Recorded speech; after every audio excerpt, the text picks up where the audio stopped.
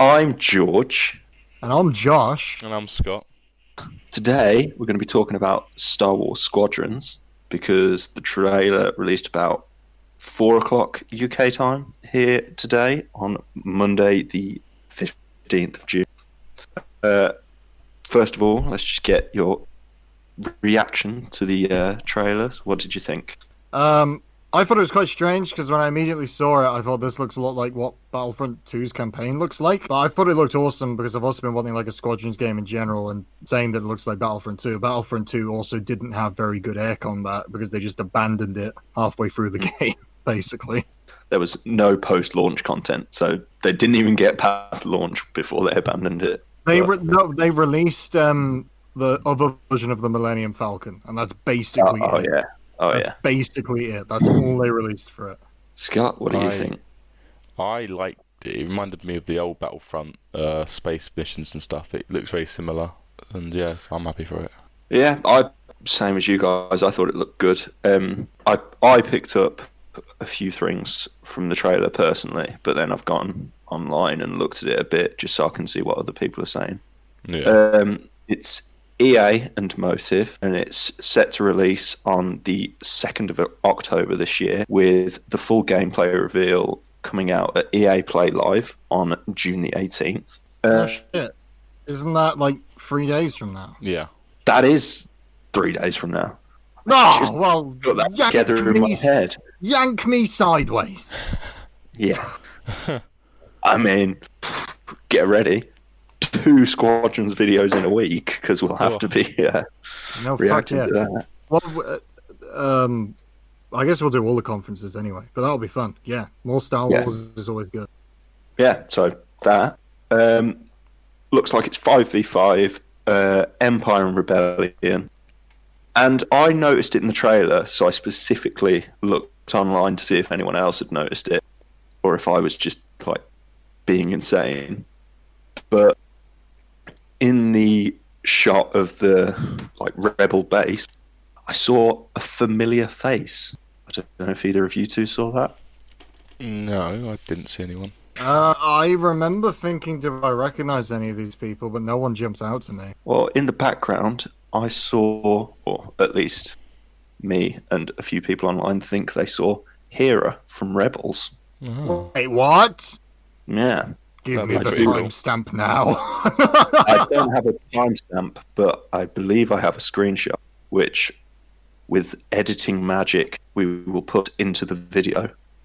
But I will also just send to you guys now, because... Yeah, it'd be easier. Yeah, so you guys can see.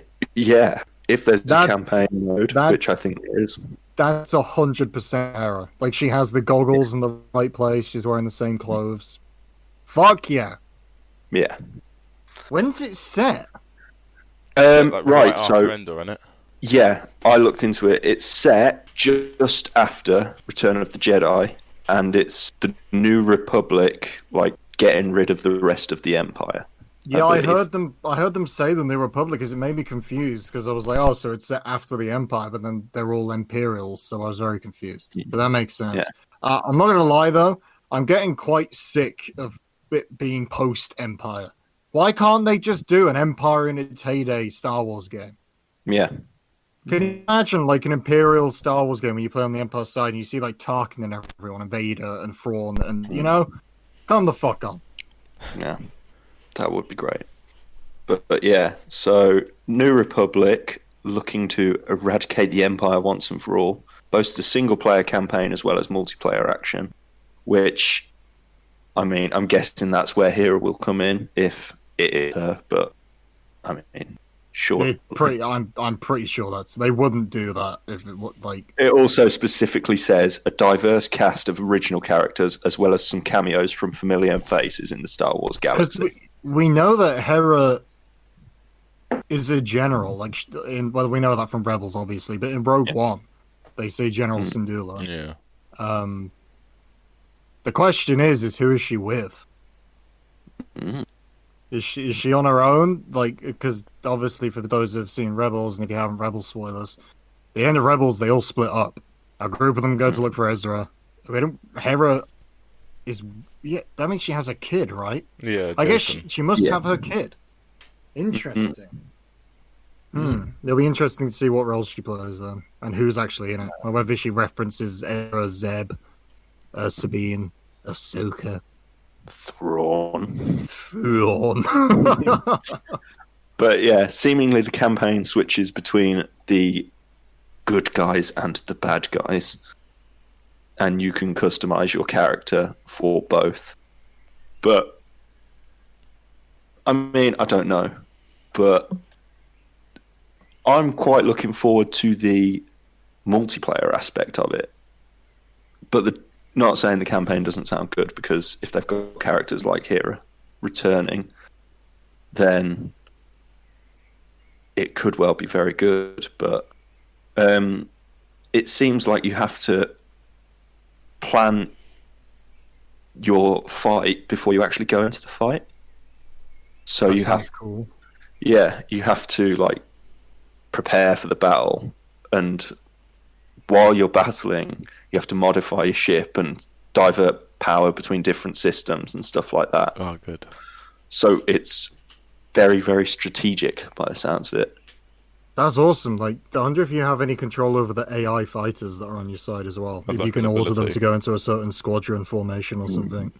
Well, it seems that you play in 5v5, but then obviously the battles looked a lot bigger than that. So I'm guessing Yeah. either, I don't know if it's 5v5, but you can't go against, like, there's 40 players in the game, but there's 4 squadrons on each team and they don't mix, or it'll just be 5v5, but then with a load of AI players.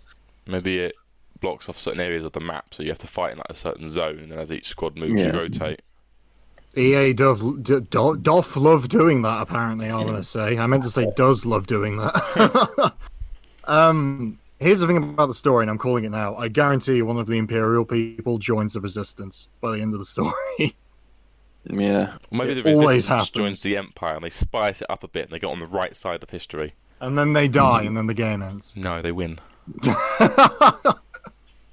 Or I guess they could join the First Order, but there's no way they'd end the game on that.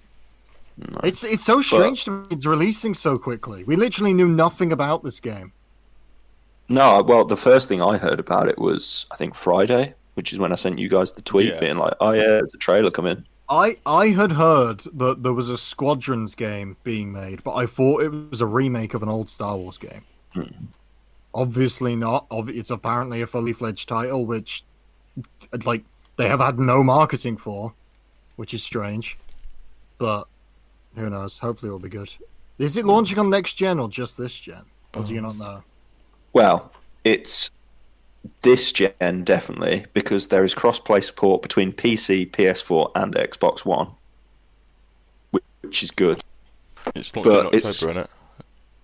Yeah, but it's very close to the new consoles coming out, so you'd think they would also release it next gen as well. In terms of the Series X, it'll probably be backwards compatible, because Phil Spencer is obsessed with making everything backwards compatible at the minute, and the controllers, everything, so that'll probably definitely be a thing. I'm not sure about PlayStation, though. No. Interesting. But I guess if that's the case for Xbox, then that would also be the case for, obviously. Well, no, in a normal world, it for would PC, be. but there is no gen of PC. There is just PC. And also, PlayStation aren't focusing on backwards compatibility, so they would specifically have to make a port for the PS5 as opposed to just being able to use it on the PS5. You know, so interesting. I'm wondering about the story, but I try and temper my expectations, especially when it comes to mentions of Rebels characters. Because for so long now, there have been rumors of many different things to do with the end of Rebels. And we've got nothing. Nope. But I'm quite looking forward to this, because I remember when me and Josh played the beta for Battlefront 2, we thought the whole thing was awesome, but then obviously at launch there was a few problems with that game. I don't know if anyone heard about that. Nah.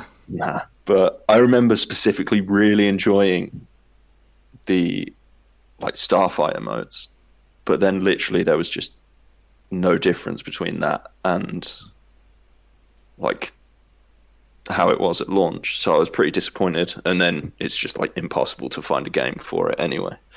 And the biggest thing with that as well is it looked so cool, like the inside of the cockpits, pits, and everything, and flying around and shit. They had obviously done a lot of development towards that, and then you just were like, nah, and didn't do anything with it. And to me, some of my favorite parts of like the original trilogy Star Wars is the space battles and the strategies and the admirals and everything. The Thrawn trilogy that's just released with Timothy Zahn, the best part about that is the strategic moments where they're plotting a space battle. And we don't have a game. Well, at least we haven't had a game in years where you can do that kind of thing. In fact, people have made third-party games you can download where you do that exact thing. But it's like, make a goddamn official game. Which is why I'm excited for this, because hopefully it's good enough to fill that hole. It will also be available fully in VR. And if they get that right, I think it will fulfill everybody's lifelong fantasy of being able to fly an X-Wing or a TIE fighter and it feel... That would be amazing. Yeah. It would also make you vomit, but it would be good vomit. Yeah. I would be vomiting with joy. Your parents or friends or roommates or whatever would just walk in and just see you in a ball on the floor screaming because ion torpedoes came right at your face and blew you up. But then, you dust yourself off, get rid of the PTSD, and go again. Has it said what VR it's launching on? It just says PlayStation. Play the entirety of Star Wars Squadrons in virtual reality on PlayStation 4 and PC with cross-play support. So it'll be Oculus Rift and the Hive and stuff. Yeah. Because obviously the only worthwhile VR game that has reached, in my opinion, has been released, in my opinion, to this date, is Half-Life Alyx. But that thing, to be able to play that properly in VR, it's like thousands of pounds. How good is the Star Wars one supposed to be? Like, what is it, Vader Immortal or something like that? The gameplay wise, not good, but the story was actually pretty decent. I'm not gonna lie. The story explains why Mustafar in Rise of Skywalker has like foliage and trees growing. Apparently, in the story, spoilers for Vader Immortal, it isn't really that big of spoilers. It doesn't have any massive implications for anything other than that one scene in Rise of Skywalker. Mustafar used to be like a forest world, and then the dark side and everything took hold there, and it became a volcanic ash-laden world. And then when Vader died and went away, they were able to restore, and the planet was healing itself because Vader was no longer there. That's pretty cool. At least I think that's what it is. I'm abbreviating. But yeah, that's pretty much all I had to say on the game. Any final thoughts from you guys? I'll just say that I was really excited from the trailer, but I'm tempering my excitement because there's a bit of like the cynical games industry head behind me, which is like, why haven't they marketed it yet? You know, is it like the story really short again? Is the multiplayer like not up to scratch, so they're trying to just ease it in? But I hope that it is great. I just, I'm not very good at the minute with Star Wars launch titles because generally there's a lot of stuff wrong when they launch. But we'll see. I guess we'll find out more at the EA conference in 3 days, so we don't have to wait that long. No. But yes, I'm definitely excited. Cautiously excited. Yeah, Scott? I agree. I'm excited for this as well. I'm hoping for customization, like ship engines, type of guns, shields, all that kind of stuff. I'm hoping they really just dive in with that. That'll make it for me. Well, they had the skull-face TIE pilot. Yeah. So I don't care what I look like. You customize won't see stuff. my face if I'm in a spaceship. I don't know. And EA, if there are cosmetics, No, I think they're maybe don't make them microtransactions. I think they're free. I was reading that press release. I think a lot of it they've basically said it's exclusively gained by playing the game. But, money will probably change that quite quickly. If the game does well, they'll be like, nah, you got to buy it now. Or they'll have the option to buy it instead of just playing for it. hopefully they've learned from their mistake with Battlefront 2. Hopefully. But, Well, they made all of Fallen Order's DLC free, right? Yeah. DLC for Fallen Order. There was. It's not like a full-on story DLC. Oh, I remember now. Yeah, I remember. Yeah. Yeah. I was going to say we've done this in the podcast. My only final thought, which I'm aware could open up a whole can of worms, is what are the ships they will introduce? Because, maybe they'll have the TIE Defender in the game. You mean Grand Admiral Frost? Exactly. If you can't tell, we like Grand Admiral Thrawn. Oh yeah, we do. Although I feel like that ship would be too OP. Definitely was in Rebels, and they had to justify getting rid of it very quickly. I mean, just off the top of my head, we saw TIE Interceptors, TIE Fighters, TIE Bombers. We saw the Assault Class Star Destroyers, that are like the smaller carrier ones, and we saw Star Destroyers. So. And I don't know anything about the Republic ships. Not Republic ships. Rebel ships or Resistance ships. Saw X-Wings, A-Wings. Oh, fuck yeah, obviously. There's a U-Wing as well, I'm pretty sure. I forgot about that. Yeah, U-Wing. I'm pretty sure we saw a B-Wing as well in the background. I mean, it was in the Battlefront 2. It was TIE Fighter, TIE Interceptor, and TIE Bomber, right? And then it was X-Wing, A-Wing. Yeah, it was X, A, and I don't think they had B-Wings. I think it was just X, A, and Y, right? Yeah, sounds right. So you'd think at least those ships would be in the game, but hopefully more, considering Battlefront 2 was not made for a starfighter, and this game is literally all starfighters. I mean, it looks like it uses the same engine, worryingly, but hopefully not. I think it looked great in Battlefront 2, though. So it did, yeah. But I just mean that I just hope it hasn't been just ripped from that end and they've just slapped a name on it, Yeah, that would be pretty stupid. I just pray they don't add a stupid ass new TIE fighters they've been making the sequel trilogy. Like in Rise of Skywalker, they have triangle wings. Why? Who knows? It wasn't that bad. I mean, from the looks of it, it doesn't look like we're going to get anything apart from original trilogy. Which would be great. I'm fine with. Just do that. I Why not just make it original trilogy? Bit of N1, that'd be nice. The yellow one from Naboo, because then I can spin in it and go, spin-in's a neat trick, and then that's all I'll say every time I fly it for the whole of that time of that game. That's what I'm hoping for, just for me. That is a pretty sweet starfighter. Yeah. I would be upset if that was it. Could be like bonus content, or if you get a certain rank, you unlock it. I want Grievous's ship. Before or after he punches it? Either. Oh. I just want the game to be good.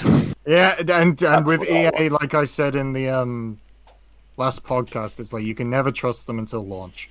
But hopefully, we get a good enough view of it in the conference in 3 days, which we'll most certainly make a video about. So. Yeah.